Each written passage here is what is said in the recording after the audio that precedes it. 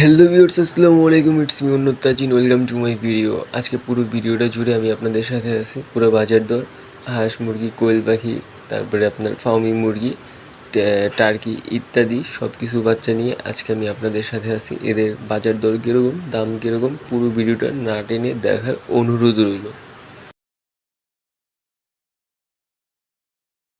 আমরা জানি এখন শীতের দিন, কোনো কোনো জায়গায় দাম এখন বেশি, কোনো কোনো জায়গায় এখন দাম কম, এরকম ওঠানামা দাম অবশ্যই করব।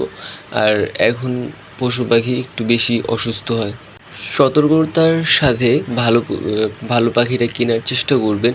এতে করে দেখা গেছে যে আপনি একটা রোগ থেকে, একটা জীবাণু থেকে আপনি বাঁচতে পারেন।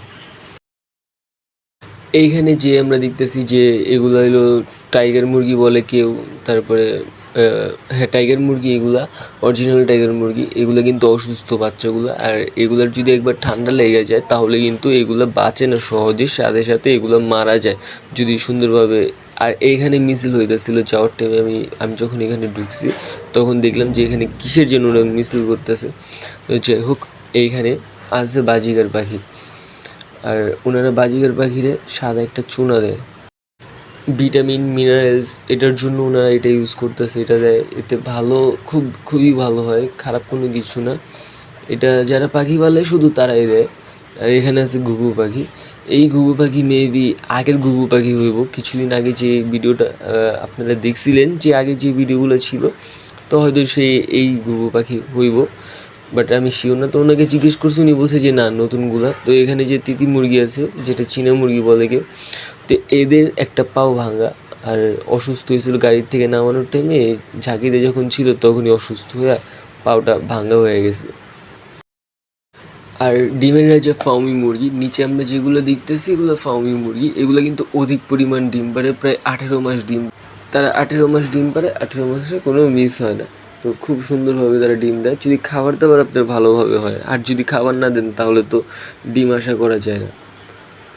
আর এইগুলোর বাচ্চা এখানে দিছে 120 টাকা, এক পিস 120 টাকা। আমরা আগে কিনতাম 2 পিস 120 টাকা, বাট এখন হয়েছে এক পিস 120 টাকা। দাম একটু বেশি, এর জন্য আর কি এই অবস্থা।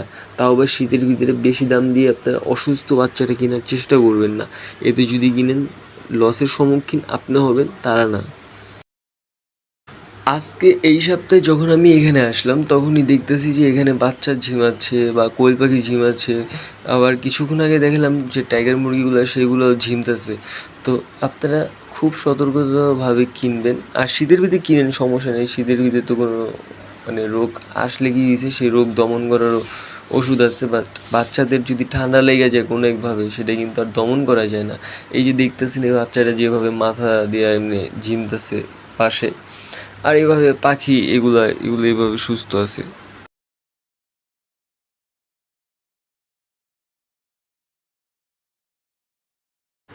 কিছুদিন আগে এখানে একজন বলছিল যে এখানে অ্যাড্রেস দিতে বা এখানে নাম্বার দিতে, ঠিকানা দিতে। তো আজকে আমি এগুলো সব কিছু এখানে দেওয়া আছে, আপনারা চাইলে স্ক্রিনশট মেরে এই দোকানে আসতে পারেন।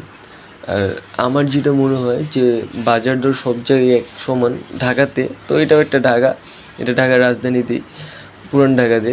তো গুলিস্তান বা এই এরিয়া বা ওই এরিয়া, এখানে সেম সেম দাম, বাট একটু কম একটু বেশি, 10 টাকা এরকম, 19 আর 20। আপনারা চাইলে এখানে এসেও কিনতে পারেন। এইখানে দেখেন যে কোয়েল পাখিগুলো যে আছে, কোয়েল পাখিগুলো অসুস্থ।